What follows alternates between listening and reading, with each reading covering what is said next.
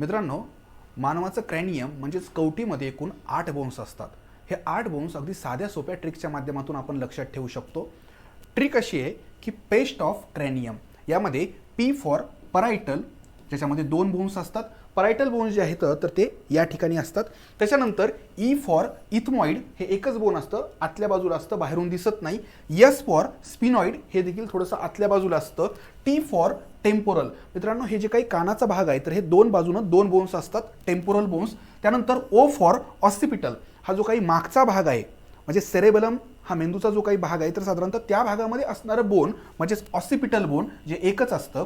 आणि फ्रंटल जे आहे म्हणजे एफ फॉर फ्रंटल, हे तर हे समोरच्या बाजूनं आपल्या कपाळाचा जो काही भाग आहे तर तिथं असणारं हे एक बोन आहे. म्हणजे एकूण या ठिकाणी परायटल आणि टेम्पोरल हे प्रत्येकी 2-2 असतात आणि बाकी सगळे एक एक अशा पद्धतीनं आपली कवटी ही 8 हाडांची मिळून बनलेली असते. धन्यवाद.